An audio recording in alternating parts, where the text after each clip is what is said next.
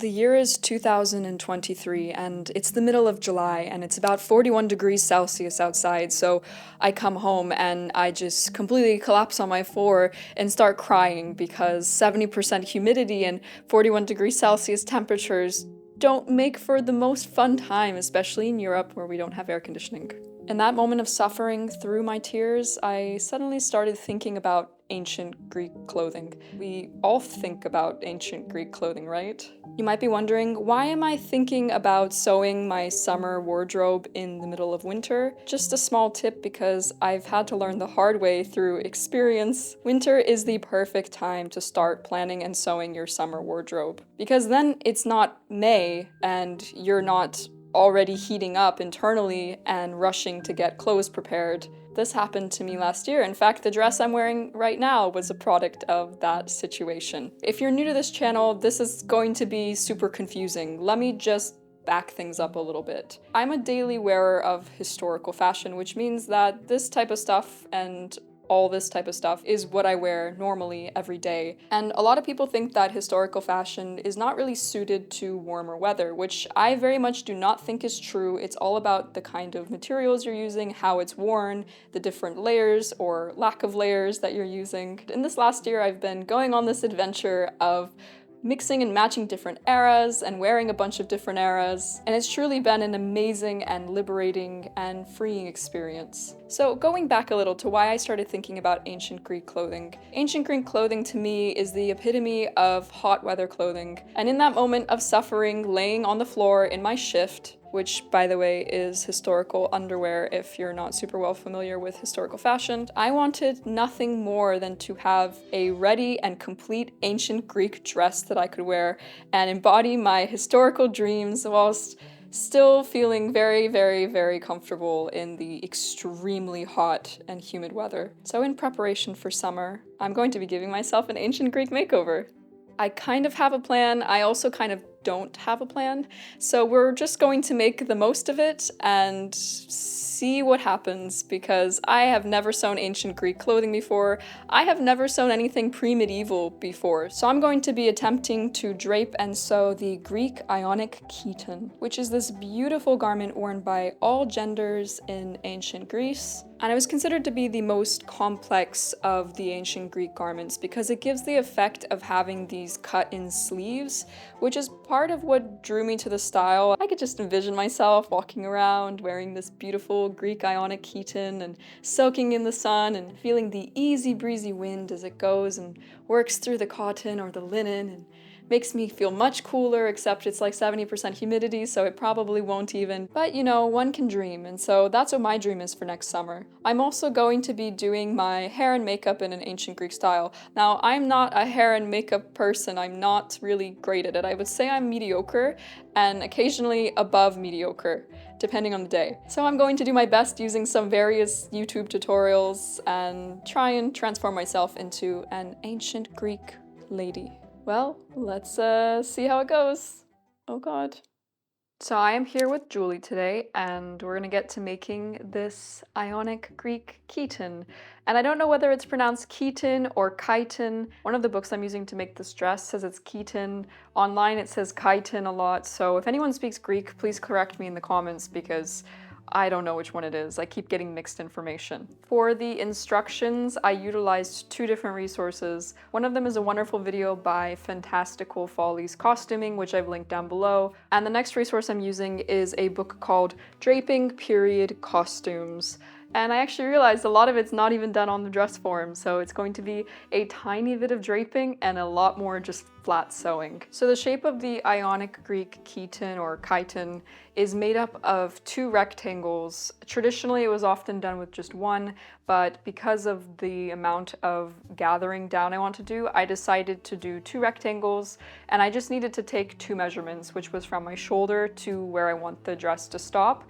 And then elbow to elbow helps too. And for my fabric, I was originally going to use this mossy green linen here, But I ended up having some of this minty linen in my stash, so I actually think I'm going to go with this. And I figure if the color doesn't quite work on my complexion, then later I can go and dye it. The great thing about garments is you can always go back and dye them later if you're not happy with the color of them. So I went ahead and just pre-cut out 2 of these big rectangles. It's an extremely beginner-friendly project, so if you are scared or intimidated by historical fashion and still want to make something historical, then I think that this is one of the best projects. Oh yeah, and I forgot to mention that bright colors were absolutely worn during the ancient Greek period based off of the evidence that we have.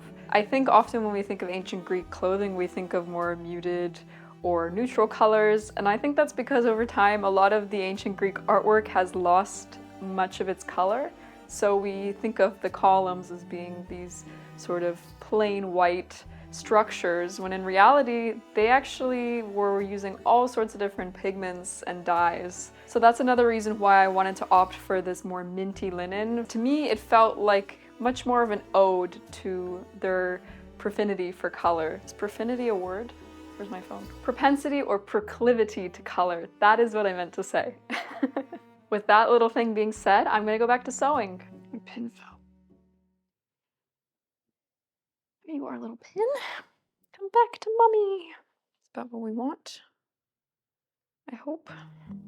And then it'll get like gathered up in there. Yeah, I think that'll work. Sometimes fashion is so easy, and sometimes it's not. Oh, Julie, what would I do without you? So I got to sewing up the 2 side seams first using back stitches, and I'm just using the salve edges, that way I won't need to finish the seams later, which saves me a lot of time. I forgot to mention in the intro, but I only hand stitch and don't actually own a sewing machine, not because I think it's more historically accurate or because I think it's better. Sewing machines are actually super useful devices. It's just because I feel I connect more to the clothing I make when I work by hand. It brings me peace, and that's the whole reason why I do this practice in the first place, in addition to, wanting cute, bespoke historical clothes, obviously. And I went ahead and hemmed the garment as well, just by using a hemming stitch. I also started binding the neckline with this linen tape, but I ended up undoing all of that work the next day. You'll see what I mean. After this point, I was ready to call it a night. So it has been a really long day, and I am super tired. I managed to get most of the chiton sewn, which is amazing. That means that tomorrow I won't have a ton left. But before I go and get ready for bed, I wanted to talk to you all about the sponsor of today's video, Brooklinen. This is the 4th time that Brooklinen has kindly sponsored one of my videos, and I pretty much exclusively have been sleeping on Brooklinen sheets for the past year now, and they honestly never stop being comfortable. Because it's winter, I wanted to revamp my bedroom decor a little bit and welcome in the new season with some cooler tones. But to be sustainable, I just decided to utilize what I already had at home or some things that I got from a thrift store. The main thing though is that I wanted my new decor to match my Brooklinen sheets. These are some of the inspiration photos for the overall feeling that I wanted my bedroom decor to be like, and the 3 words that I was aiming for are organic, pre-Raphaelite, and whimsical. Sort of like a melding between naturalistic with a touch of fantasy. Brooklinen always releases new seasonal colors, and so I chose the Luxe Hardcore Sheet Bundle in the color Willow. And even just the name Willow, I felt embodied the theme I was going for. I love to mix up my decor a little bit, depending on the season, and sort of welcome in the change and celebrate it a little bit. And having high quality sheets like these Brooklinen ones is definitely a major part of completing the look for me. Instead of buying individual items, you can save 20% by getting a hardcore bundle, which includes a core sheet set, extra pillowcases, and a duvet cover. And their best-selling luxe sateen sheets in this bundle are the ultimate bedding upgrade. They're perfect for elevating your sheet game, as these sheets feature a luxurious 480 thread count and a slightly luminous finish. One aspect that is super important to me is that Brooklinen sheets are Oecotex certified, meaning that they're tested for harmful substances and certified to meet the strict global safety criteria of the Standard 100 by Oecotex, ensuring safety for you and your family. You can choose and mix and match from over 20 colors and patterns to fit your particular style, just like I did for my own bedroom inspiration. And it's easier than ever to shop for your hardcore bundle from the comfort of your home. Brooklinen is offering you all a special discount of $20 off any order over $100. Just click the link below and use the code VBirchwood at checkout. A massive thank you to Brooklinen for sponsoring this video. Now I'm going to go and get ready for bed, and I will see you all on day 2 for even more ancient Greek sewing. It is day 2, I just woke up, therefore I don't have any makeup on and I haven't even washed my face yet, but I got really excited this morning and so I wanted to show you all how it's going. As you can see, this is why you need to try things off of your dress form on, because you can't exactly trust Julie. I'm sorry, Julie. You're beautiful, but unfortunately, I cannot trust your measurements. The width of the shoulders is way too big. I need to come in and pin it closer, but I'm already really loving the feeling of it. I'm kind of getting a sense for what this is going to be like when it's actually completed. I just feel really excited for what's to come, and it's nearly done already. It's honestly just taken me like less than a day even to sew if I actually consider all the hours. So I'm gonna pin the shoulders and keep working on the neckline and start to gather the sleeves, and then it'll basically be done and we can move on to the actual makeover part now that we have the outfit almost ready. Alright, I fixed the neckline, I repinned it, and now you can see it looks so much better. I feel like it's really starting to get somewhere. It's that exciting part where things really start to take shape, so you end up getting this big wind of motivation, and that's how projects sometimes get completed. Plus these sleeves are gonna look so cool. I can't wait. I started the day of sewing by undoing the work that I had done the evening prior at the neckline, removing the tape because I realized I needed to gather the entire neckline for the prettiest effect, not just where the sleeves would start. And then once that was done, I made little gathering stitches all along the neckline and gathered down each sleeve to the desired measurement. This is where the elbow to elbow measurement I took earlier came into play. I backstitched one side of the tape wrong side to right side and then folded it over the top so that it encapsulated the raw edge, and I stitched it down with whip stitches on the wrong side. The final sewing step was to make some stitches joining the front and back together at the various parts along the sleeves to create the set in sleeves effect. Historically, this was often done with buttons, but I really didn't feel like sewing a bunch of buttonholes by hand, so I used whip stitches instead, and it worked just as well. It's time now to do the whole makeover, and I'm gonna start with doing my makeup. Obviously, the ingredients are very different, and I'm going to be using modern natural cosmetic products instead. And I've already cleaned and moisturized my face as well, so that's why I'm looking a little bit dewy. But yeah, let's get started.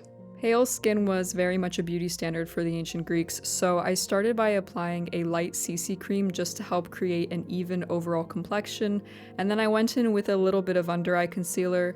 Due to my ongoing health issues, I've been experiencing really dark under eyes lately, so this concealer helps a lot. Next, I'm powdering my face with some translucent powder just to set everything. White lead was often used for the face during ancient Greek times, and well, obviously I won't be using lead because it's immensely toxic, so this is my alternative to help get an even skin tone and make sure that the creams I apply don't slide off of my face.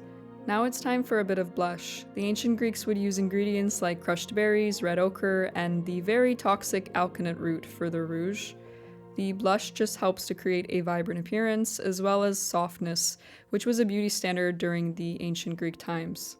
I'm also applying a touch of tinted lip and cheek balm to my cheeks, and then also to my lips, to help create a more uniform appearance.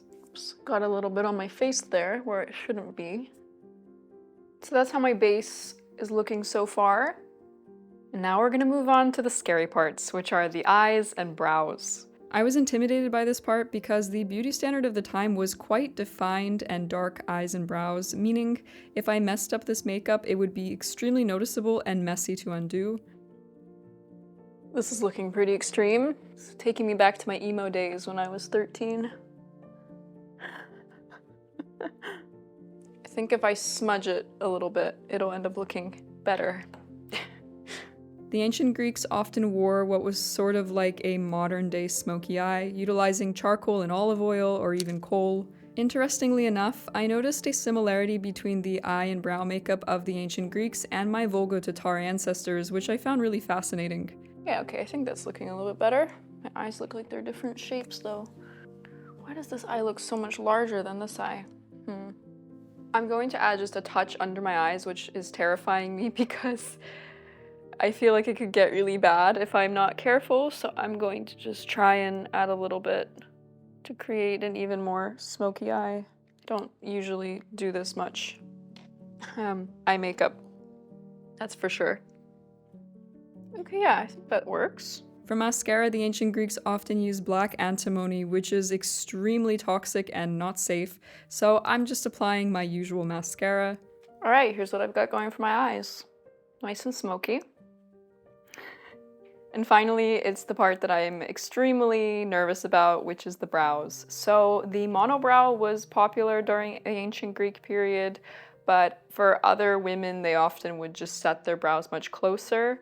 Now, I don't normally set my brows closer to one another or fill them in that much in the center, so I'm not going to go for a full monobrow, but I am going to place them closer than I normally do. Just I want them to be like to about here. This is gonna be intense. Okay.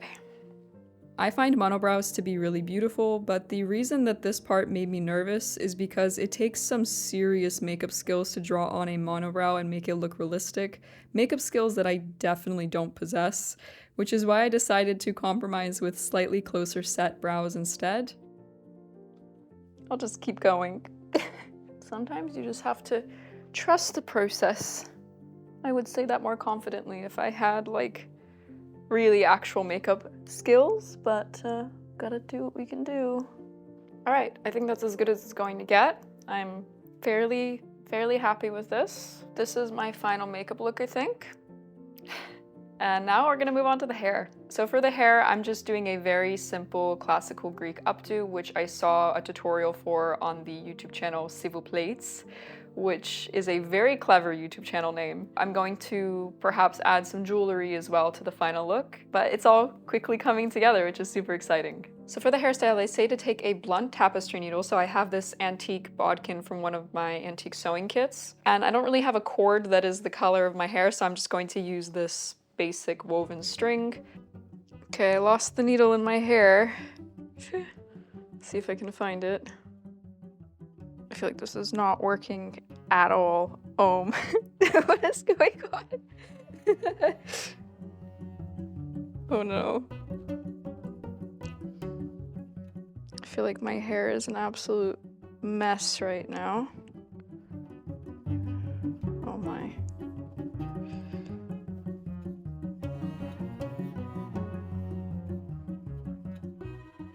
This looks so bad. We're just gonna go with it. I can always redo it. Maybe one string is not enough for such thick hair. I don't know. Don't worry, something will be done with these. I just took a little scrap fabric from the fabric that I had for the chiton. I'm going to kind of like wrap it around my hair and then leave these pieces out. This is not holding at all, so maybe I will try and redo that. But this is surprisingly harder than I expected it to be. I'm wondering if I should like pin the pieces, kind of like I do with my medieval wrap. Yeah, maybe that'll be good if I pin it.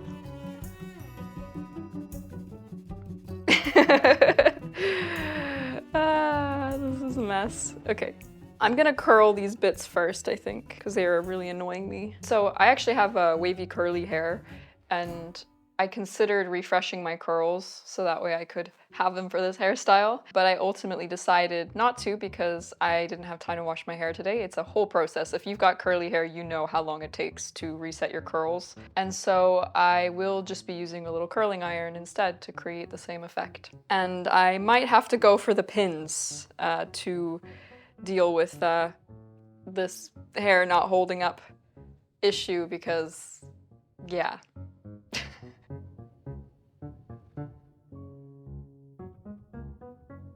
That's a bit much. I think we might need to brush them out with my hands a little bit afterwards. We'll see.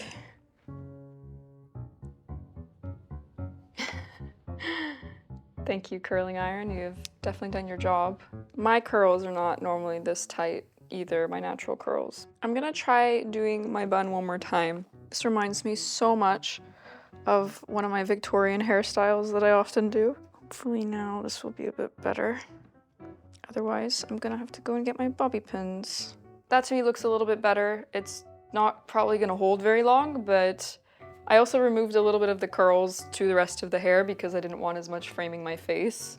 I just felt like it was too much.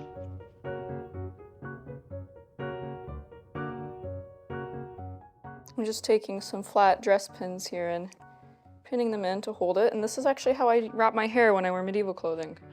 So it's quite similar in that sense. And I think that's the finished look. I think it feels ancient Greek. Because my hair is really thick and heavy and it's quite smooth right now due to my curls not being curly, I'm gonna just go in with a few prong pins and kind of lift my massive hair up that's tied by the string just to help hold it a bit better. And this isn't the most historically accurate. I mean, pins of different sorts have existed for a long time, but this is just so that my hair will actually stay. I'm sure during ancient Greek times they had really clever and wonderful methods for actually keeping their hair up. I am not well versed in what they wore, so this is my solution.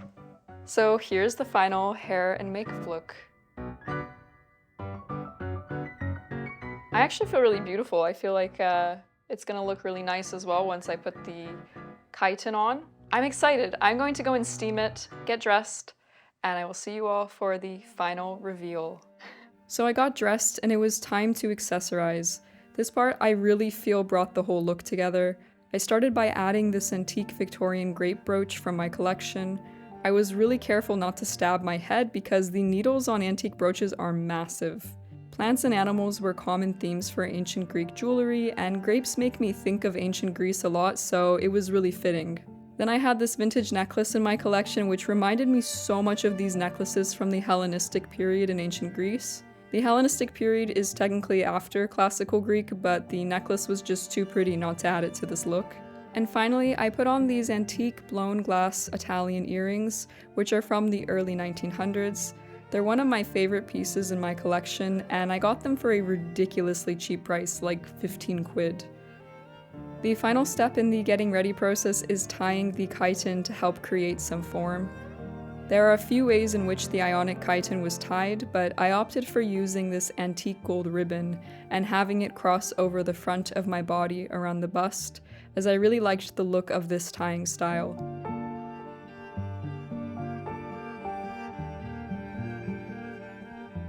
And that's it, the makeover is complete, so now it's time for a little reveal.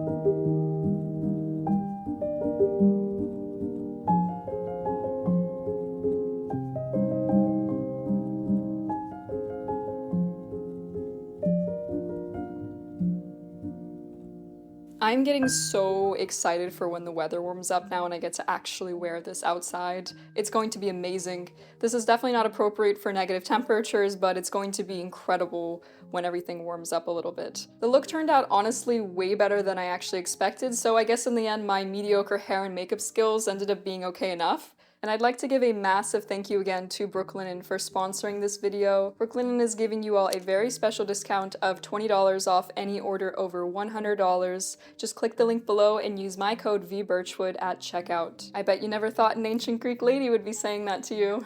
I hope you all enjoyed watching this video as much as I enjoyed putting it together, and I will see you all very soon for the next one.